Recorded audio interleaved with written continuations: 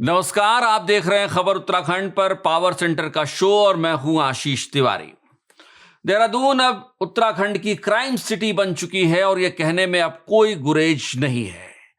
2 हफ्तों में 4 हत्याएं ये बताती हैं कि इस राज्य में और खास तौर पर राजधानी देहरादून में कानून व्यवस्था पूरी तरह ध्वस्त हो चुकी है। सवाल यह है कि क्या वाकई में इसे सुधारने के लिए कोई प्रयास हो भी रहे हैं, क्योंकि जो स्थितियां हैं वो यह बता रही हैं कि हालात अच्छे तो नहीं है। पूरे घटनाक्रम को अगर हम देखते हैं तो आज जब हम इस वीडियो को रिकॉर्ड कर रहे हैं यानी बुधवार को सुबह 10:30 के आसपास पुलिस हेडक्वार्टर से तकरीबन 500 मीटर की दूरी पर गोलियों की टटड़ाहट होती है और एक शख्स को सरेआम सरेराह मार दिया जाता है। यह न सिर्फ एक हत्या थी, बल्कि एक शख्स की हत्या नहीं थी, बल्कि यह समूचे सिस्टम में विश्वास की हत्या भी थी। महज 500 मीटर की दूरी पर पुलिस हेडक्वार्टर है, जहां इस राज्य के सबसे बड़े पुलिस अधिकारी यानी डीजीपी साहब बैठते हैं।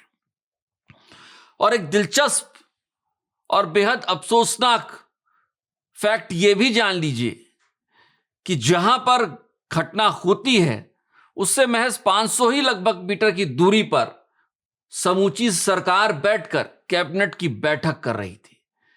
यानी धामी मंत्रिमंडल अपनी कैबिनेट बैठक में मशगूल था और जिस वक्त धामी मंत्रिमंडल की बैठक हो रही थी और उसी वक्त उससे 500 मीटर की दूरी पर 2 हत्यारे आते हैं, एक शख्स को गोली मारते हैं और फरार हो जाते हैं। ये इस पूरे राज्य की राजधानी की कानून व्यवस्था का आईना है।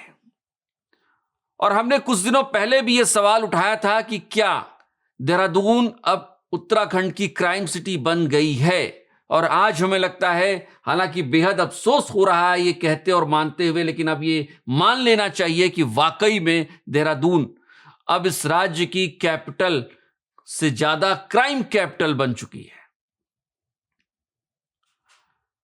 सरेराह लगभग 1 हफ्ते का वक्त बीता है जब सरेराह सबसे व्यस्त इलाकों में से एक मच्छी बाजार और पलटन बाजार का इलाका, वहां एक युवती की दिन दहाड़े हत्या कर दी जाती है।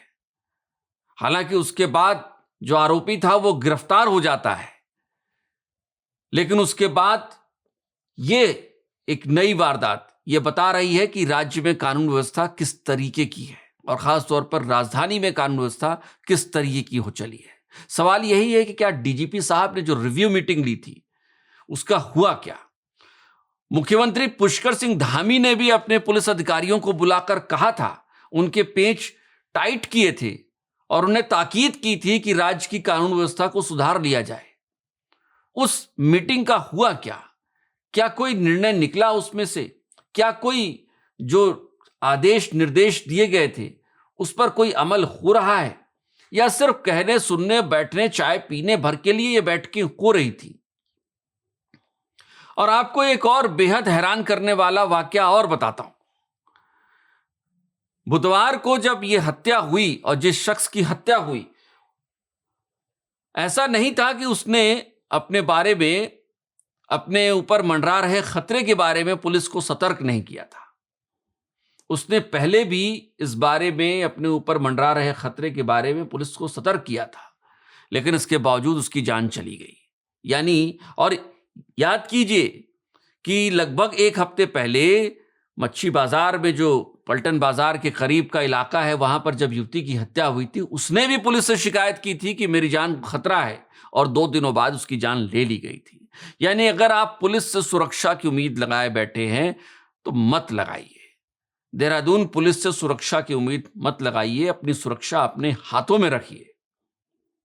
हो सकता है देहरादून पुलिस का पीआर बहुत अच्छा हो, मीडिया में अपनी छवि चमकाने की भरपूर कोशिश होती हो, लेकिन जो आंकड़े हैं, जो फैक्ट्स हैं, जो घटनाक्रम है, वो यही बता रहे हैं कि पुलिसिंग फिलहाल ध्वस्त है। और आज हम डीजीपी साहब से भी नहीं पूछ रहे हैं, क्योंकि डीजीपी साहब से तकरीबन 1 हफ्ते पहले हमने पूछा था और उसका अंजाम हमने देख लिया। लिहाजा आखिरी उम्मीद मुख्यमंत्री पुष्कर सिंह धामी ही बचे। और उनसे ही पूछा जाएगा। और सिर्फ मैं नहीं, बल्कि इस राज्य की समूची जनता और इस राज्य की राजधानी यानी देहरादून की समूची जनता, समूचे नागरिक पूछ रहे हैं कि क्या यही पुलिसिंग हो रही है? जिस जगह पर खुद मुख्यमंत्री बैठे हों, उनकी पूरी कैबिनेट बैठी हो, उस जगह से 500 मीटर की दूरी पर दिन दहाड़े एक शख्स की हत्या कर दी जाती है। क्या यही कानून और व्यवस्था है? यही पुलिस की मुस्तैदी है? यह सवाल आपके कानों तक शायद पहुंच रहा हो मुख्यमंत्री जी। आप सीधा जवाब कैसे देंगे, कब देंगे, कहां देंगे, यह आप तय करिएगा। लेकिन मुझे लगता है कि विपक्ष तो सवाल उठा ही रहा है, लेकिन विपक्ष के साथ साथ इस राज्य की जनता और इस शहर के नागरिक भी आपसे पूछना चाहते हैं कि कहां है आपका कानून, कहां है आपकी पुलिस। और जिस इकबाल की बात हम बार बार करते हैं, वो पुलिस का इकबाल क्या वाकई में बचा है? इस राज्य की जनता को यह बताना तो होगा। अवैध खनन, ओवरलोड डंपर, जमीनों पर कब्जे, ये बात तो अलग है, लेकिन दिन दहाड़े हत्याएं अगर होने लगीं तो इस राज्य का भगवान ही मालिक है। सिर्फ यही कहा जा सकता है। आज इस शो में इतना ही, लेकिन इस सवाल के साथ आपको भी छोड़े जा रहे हैं कि क्या राज्य की कानून व्यवस्था और खास तौर पर राजधानी की कानून व्यवस्था वाकई में इसे क्राइम कैपिटल बना रही है? अपनी राय कमेंट बॉक्स में रखना मत भूलिएगा। और आखिर में आपसे गुजारिश कि अगर अब तक चैनल को सब्सक्राइब नहीं किया हो तो चैनल को सब्सक्राइब जरूर करिएगा, बेल आइकन जरूर दबाएं। नमस्कार।